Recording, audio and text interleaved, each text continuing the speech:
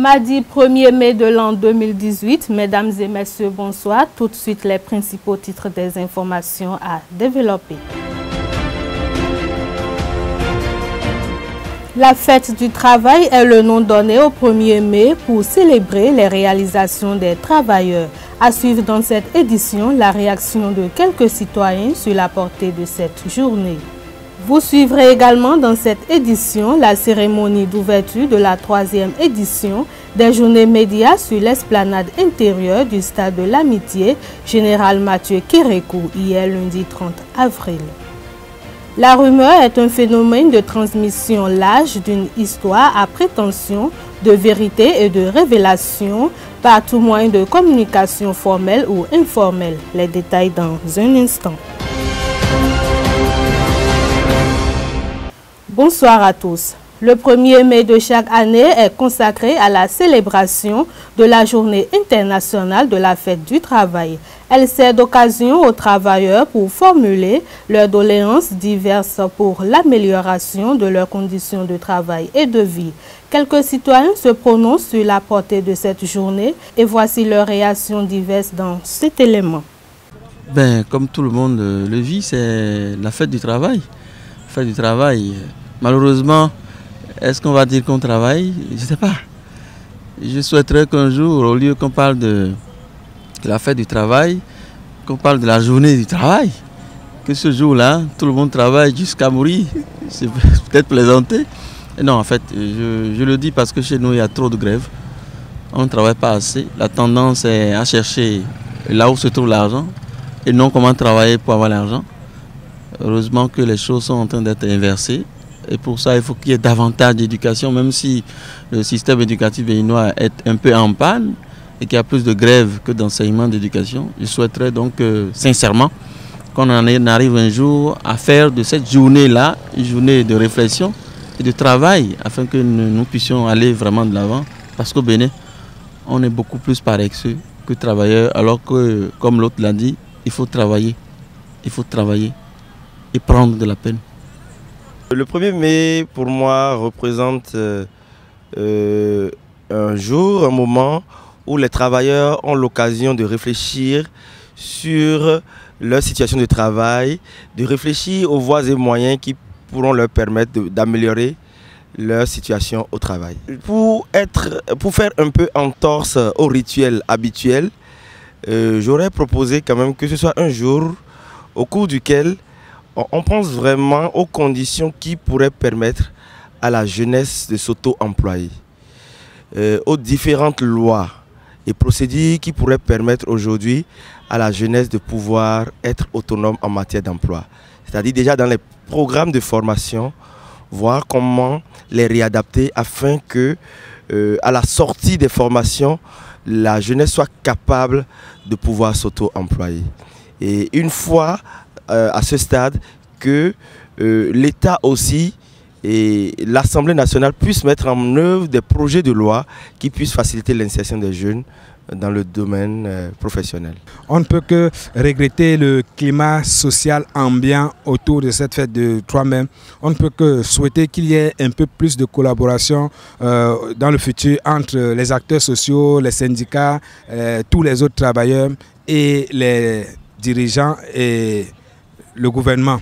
Parce que la fête du 1er mai devrait être une occasion de réjouissance populaire. Ça devrait être une occasion pour tous les travailleurs de faire apprécier la qualité de leur contribution pour le développement de nos nations.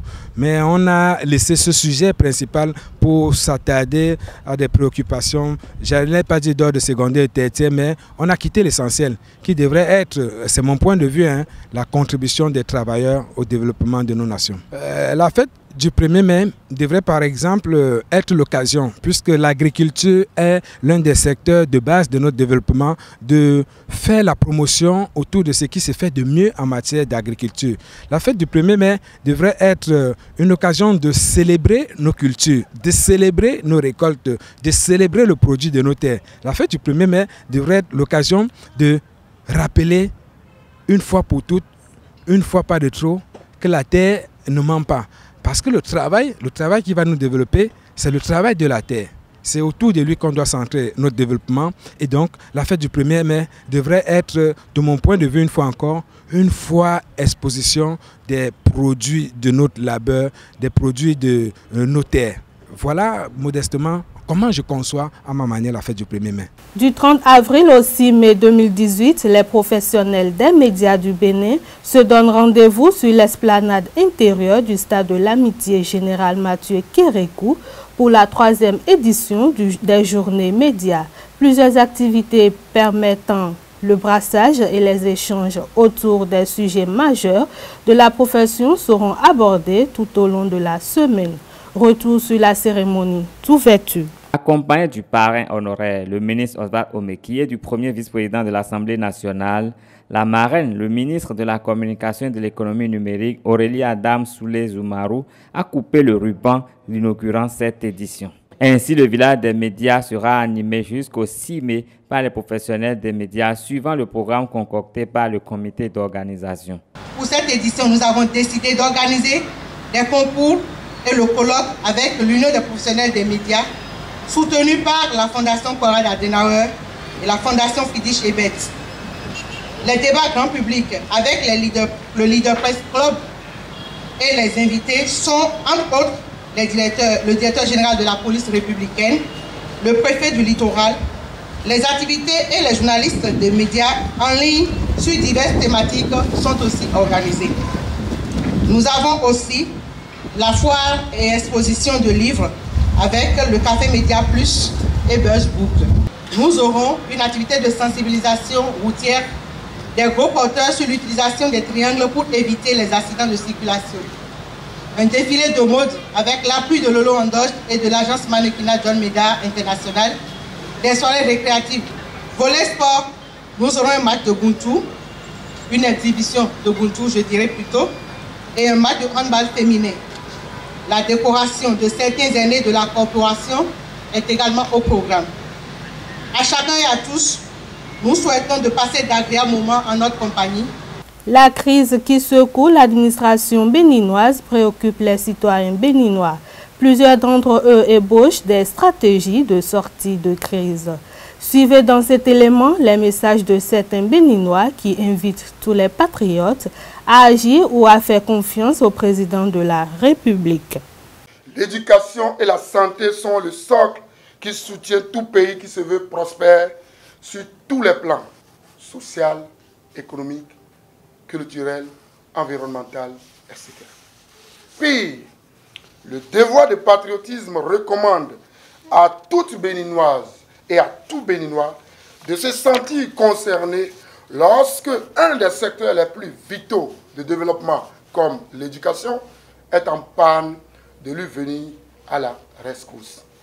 Par conséquent, à l'image de la jarre trouée du roi Guézo, l'ONG EDA, Ensemble pour le développement de l'Afrique, demande à tous les Béninois de faire un effort, chers compatriotes. Face aux besoins de la crise, il urge de mobiliser près de 70 milliards de nos francs pour satisfaire toutes les revendications. Or, nous sommes une nation de plus de 11 millions d'habitants. Et lorsque chacun souscrivait seulement de 10 000 francs, nous aurons mobilisé en quelques jours 110 milliards de francs. Une partie des fonds servira à régler la crise, excusez-moi, et le reste pour la construction des infrastructures scolaires. Ainsi, certains Béninois sensibles aux effets néfastes de la grève sur l'avenir de la nation proposent des solutions pour une sortie de crise, pendant que d'autres font entièrement confiance au gouvernement du président Patrice Talon. Je tiens à préciser que tous ceux qui crient aujourd'hui, le temps nous donnera raison, ils sauront que le président Patrice Talon est venu pour remettre le pays, et pour remettre les choses en ordre, pour permettre à la jeunesse d'avoir un avenir meilleur à Dieu. Et nous marquons notre entière vraiment confiance dans le gouvernement du président Talon, qui a commencé à transformer de manière structurelle notre pays. Comme vous le savez, Le bruit ne fait pas du bien et nous avons affaire à un président très discret, très travailleur, très structuré et nous devons l'accompagner pour qu'il réussisse cette transformation de notre pays. Reste à fédérer les énergies pour la paix sociale au Bénin. Les écoliers de l'école primaire Ange Gabriel Dagla ont reçu la visite de la plateforme Cœur d'enfants du Bénin, composée de jeunes citoyens. L'objectif de cette visite est d'échanger avec ces futurs cadres sur l'importance du travail. Je vous invite à suivre ce reportage pour plus de précisions.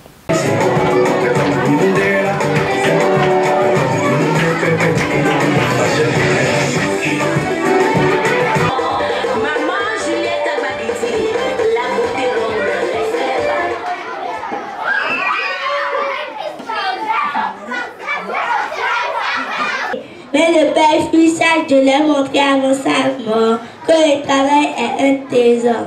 La Fontaine Femme.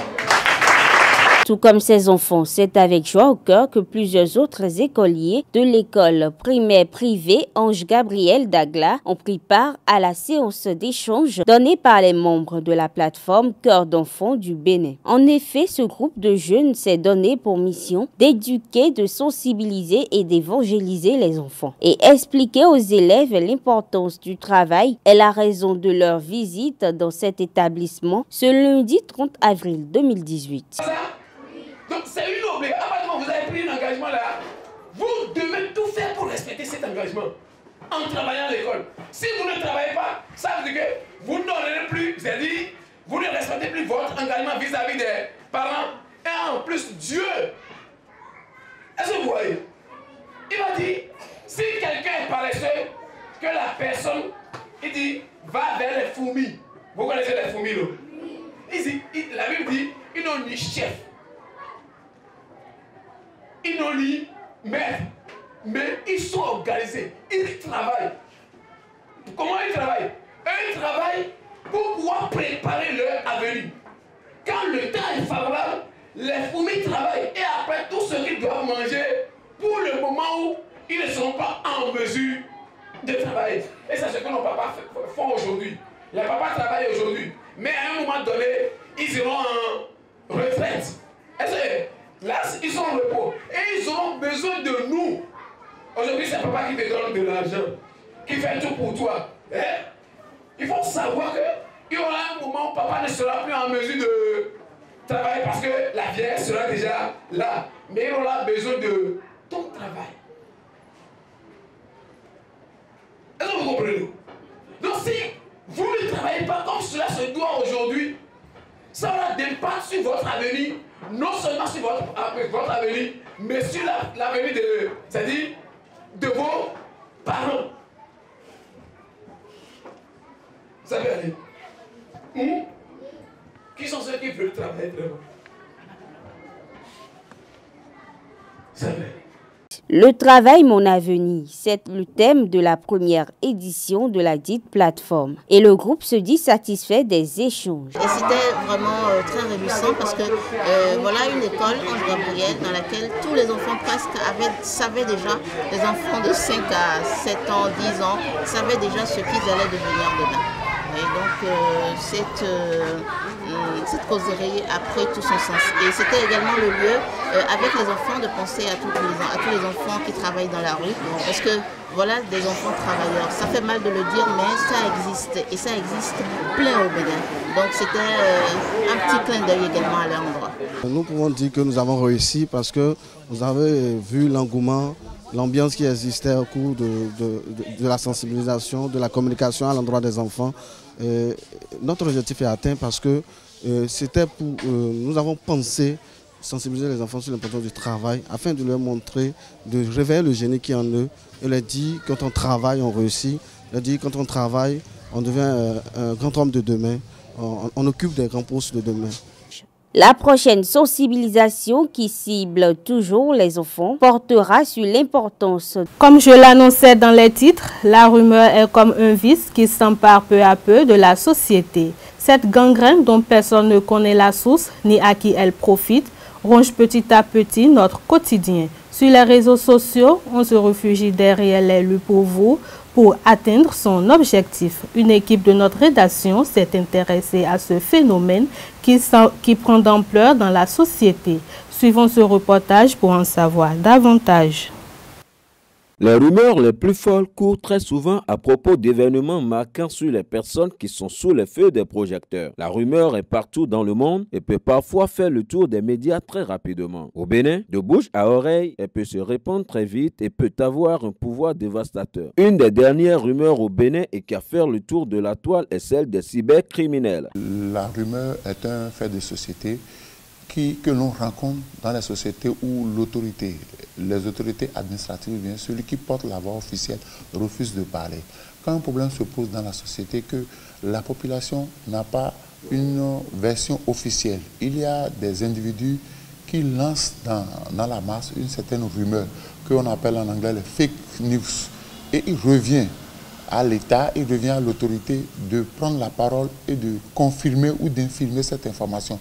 Mais quand l'autorité refuse de prendre la parole et de donner la version officielle des faits, la rumeur prend de l'ampleur. Donc c'est une forme de communication qui vient combler un vide que les populations ressentent quand il y a un problème. C'est comme ce qui se passe actuellement par rapport à la situation des Gaïmènes. Vous voyez, on a eu des vidéos de la part de nos frères togolais qui montrent qu'il y a des Béninois qui ont été brûlés, il y a des Béninois qu'on a surpris en train de voler des enfants. Mais depuis que le directeur général de la police républicaine est monté au créneau pour expliquer en réalité ce qui se passe, vous avez vu que les rumeurs ont diminué. Donc c'est pour dire au gouverneur que si on ne veut pas que la rumeur prenne de l'ampleur, il faut que chaque fois qu'il y a un problème, que l'on monte au créneau pour situer les populations.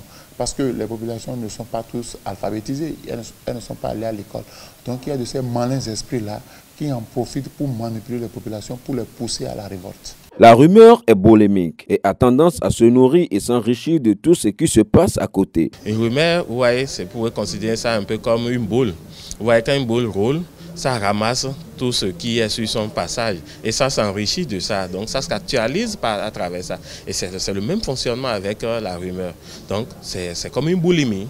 Ça évolue comme ça et ça s'enrichit de faits nouveaux jusqu'à atteindre son destinataire. C'est du colpotage. On colpote l'information pour un objectif déterminé. D'accord? Donc ça a un but. Et le contenu du message aussi, c'est-à-dire on met un contenu à dessein dans l'optique de faire passer un message autre peut-être que ce qui est. Sur les réseaux sociaux, la rumeur circule de plus en plus et on a du mal à cerner leur source exacte. En général, personne ne sait qui sont les auteurs de la rumeur et à qui elle profite. La rumeur n'est jamais innocente. Il y a toujours quelqu'un qui a entendu quelque chose, mais qui n'a pas tous les détails. Donc il envoie dans la masse une rumeur pour avoir le reste de l'information, pour confirmer cette dit. Donc parfois nous participons tous à confirmer qu'on appelle la rumeur. De toute façon, les rumeurs, pour moi, c'est une bonne chose. Parce que c'est des rumeurs qui sortent finalement la vérité. Et souvent, les gens disent que quand il y a une rumeur, c'est que derrière, il y a quelque chose qui se cache quand même. Est-ce que vous voyez? Donc, c'est des rumeurs qui sortent la vérité. Il faut noter qu'à l'heure où la loi sur le numérique a été votée, les auteurs de ces informations courent de grands risques. Oui, il peut accourir des risques, mais le problème ici, c'est quoi? C'est-à-dire, quand moi je viens vers vous, par exemple, je dis, ah, vous avez entendu ceci, il paraît que ceci. Dès que je me réfugie derrière le il paraît que et autres, ce n'est pas moi qui le dis. Donc c'est difficile de pouvoir appréhender l'individu. Oui, il est difficile de connaître réellement l'auteur d'une rumeur. Parce que c'est quoi? Quand je dis X et que vous voulez répéter, vous dites Y. Et quand l'autre veut répéter, vous dites Y, Z. Donc, chacun ajoute sa part pour enfler la rumeur. Mais nous n'avons pas le droit. La justice peut punir celui qui a relayé la rumeur. Parce que pour relayer une information, il faut avoir les preuves tangibles.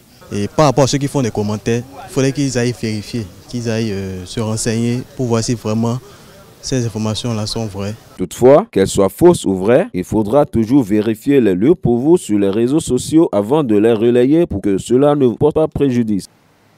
1612,7 km à parcourir en 6 étapes, la Fédération béninoise de cyclisme et ses partenaires ont dévoilé hier lundi 30 avril 2018 le parcours du Tour du Bénin 2018, les différents maillots, les échappées ainsi que les innovations de cette édition. C'est à travers une conférence de presse animée par les organisateurs à la Société béninoise de la brasserie Sobebra. Suivez un extrait des interventions du président de la FEBESI, Romuald Hazoumé, du promoteur du Tour, Francis Ducreux, et de Bonaventure Kodia, directeur des sports d'élite du ministère des Sports. Le 15e Tour cycliste du Bénin cette année va démarrer dans le nord, va démarrer à Tangueta. C'est pour dire au peuple béninois que nous n'allons oublier personne. Le cyclisme, c'est un sport à partager, un sport qui doit aller du nord au sud et pas seulement s'arrêter à mi-chemin pour descendre dans le sud. Donc ce qui est très important pour nous pour cette étape, c'est, comme l'a dit quelqu'un tout à l'heure, c'est l'étape du changement. Mais nous ne pouvons pas faire le changement sans les sponsors, dont la Sobebra, qui est le partenaire de la Fédération béninoise de cyclisme. Cette année, le gouvernement béninois ne ménage aucun effort pour nous aider. Le ministre Oswald Omeki est d'une efficacité incroyable. Il met tout en œuvre pour pouvoir nous aider. Vous devez comprendre que le cyclisme, c'est un sport très très cher, mais c'est le sport le plus gratuit. C'est-à-dire que les spectateurs ne doivent pas aller dans un stade pour voir le cyclisme.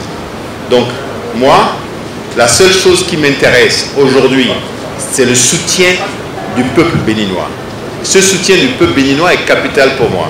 C'est-à-dire, le jour où le tour est annoncé dans une ville, il faudrait que les populations sortent. Il faudrait que les populations sortent de chez eux, se mettent au bord de la route et regardent le tout passer. Depuis plus de 40 ans que je suis en Afrique, que je travaille avec le groupe Castel, c'est la seule brasserie.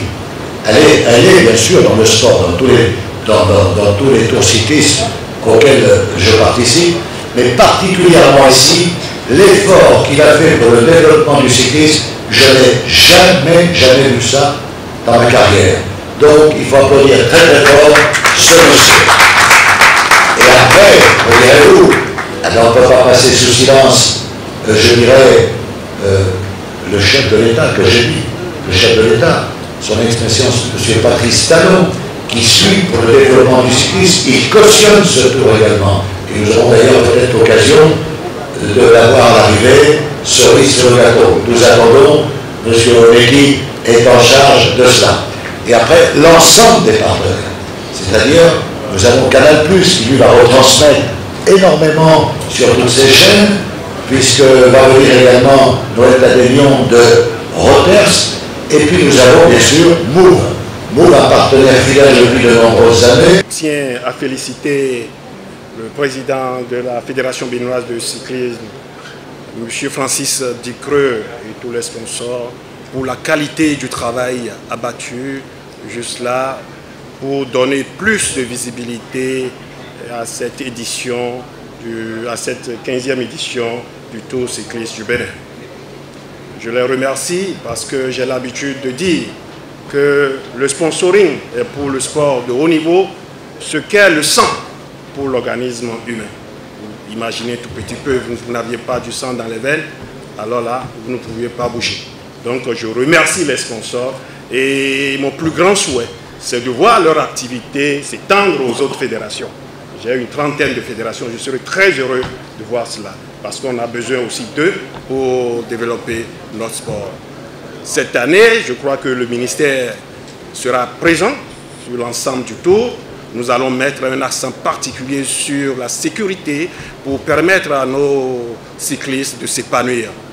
Et mon plus grand souhait également, et d'ailleurs je partage cet avis avec le président de la fédération, c'est de voir nos athlètes, soit du 13 mai, notre équipe sur la plus haute marche du podium. Voilà, nous voulons seulement participer, même nous voulons gagner. Nous sommes dans cette nouvelle dynamique. C'est sur cet élément que nous allons mettre un terme à cette édition.